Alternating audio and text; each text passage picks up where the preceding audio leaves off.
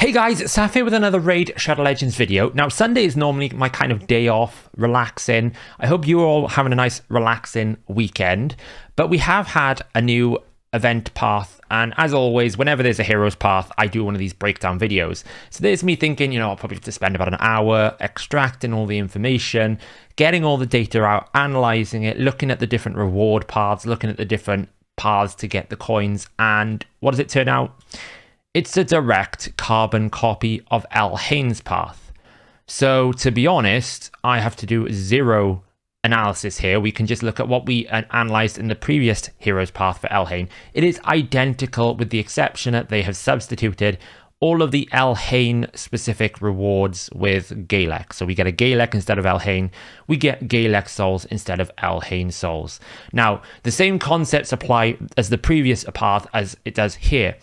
This path is pretty poor. To do it, you need to do dungeon divers and upgrading artifacts. Now, you don't need an awful lot of points. It's quite a small hero's path compared to what we've had in the past. But it's kind of, when you look at the rewards, you kind of make this thing of, well, to be honest, it is not very rewarding for the investment for any state of progression. If I'm in the early game and talking about free to play, I know Never, for example, has got Galek as his starter champion. He's pretty happy that he's going to be able to pick up 3-star souls. That's a phantom touch that runs at around about 40%. It is helpful for things like Fire Knight, things like extra damage. But for an early game account, you can't really maximize the value of phantom touch because you do need to level up your attack level quite high.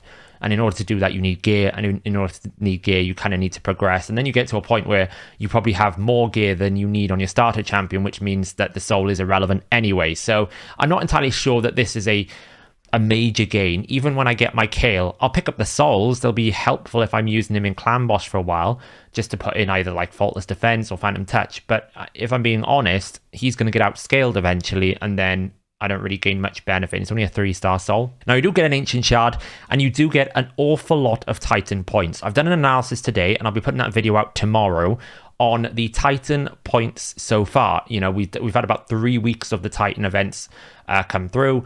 I'm going to be breaking down kind of an analysis of how many points have we acquired, how many points do I think we are going to end up getting at the end of the event, so you can make a judgment early on, what kind of events can we skip.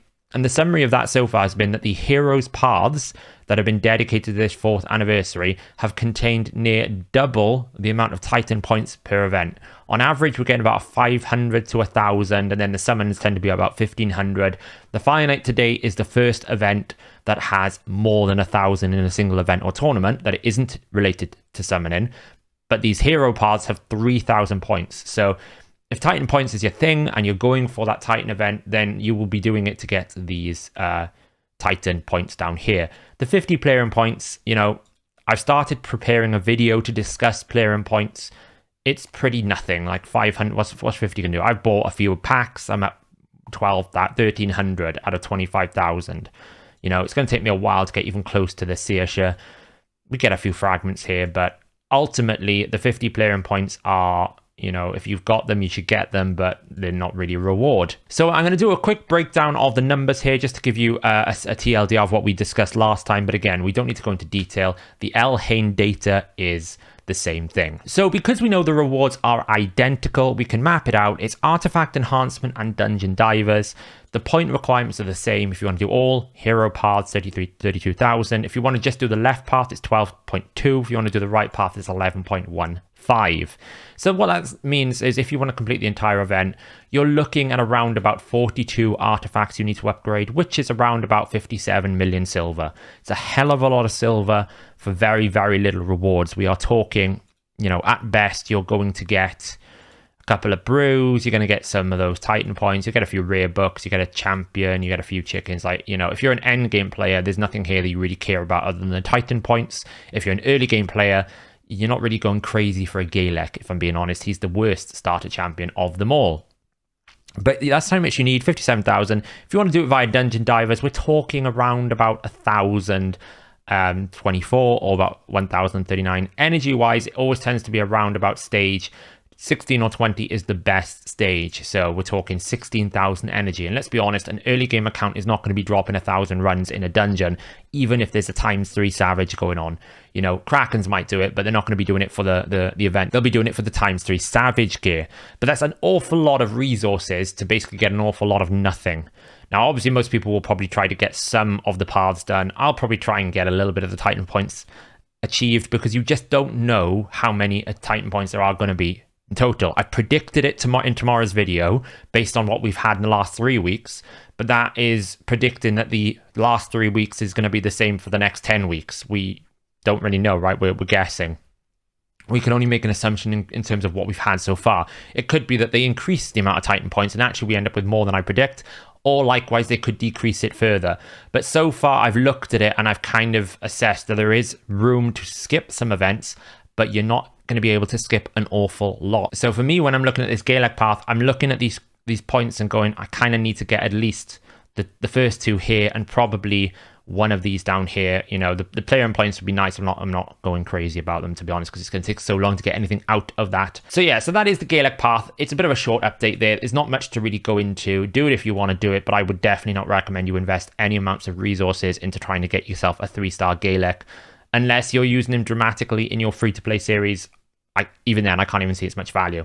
The other thing I wanted to just quickly comment on is this Fire Knight. Obviously, there is a ×3 Savage going on. Savage is one of the best sets in the game, although Lethal is better than it now because of the 10% crit rate. It's not that crazy.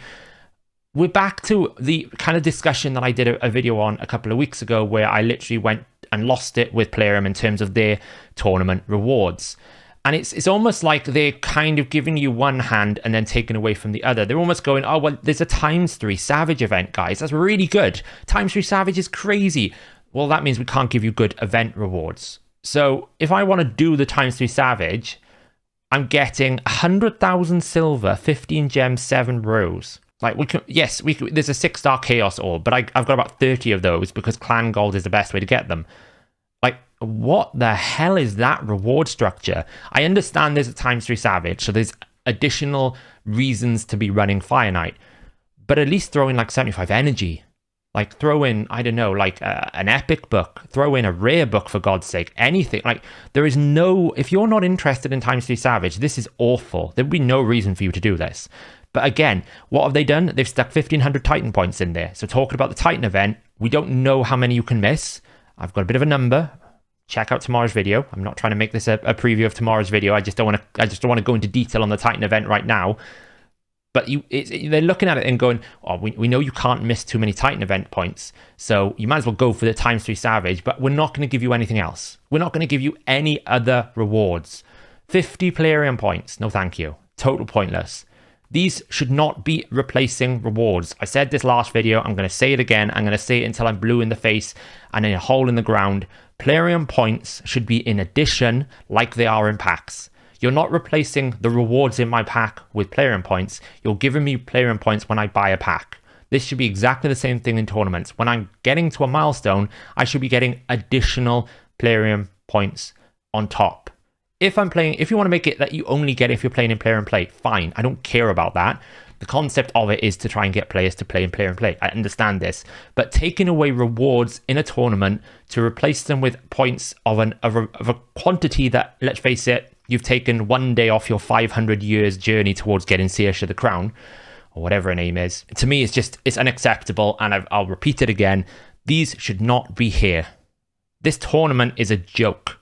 There is literally nothing other than the ×3 Savage that would encourage me to do this tournament. Absolutely nothing other than the Titan points, because I'm worried that I won't complete the Titan event. Check out tomorrow's video. We're going to go into detail about the Titan event points. That is the Galek path.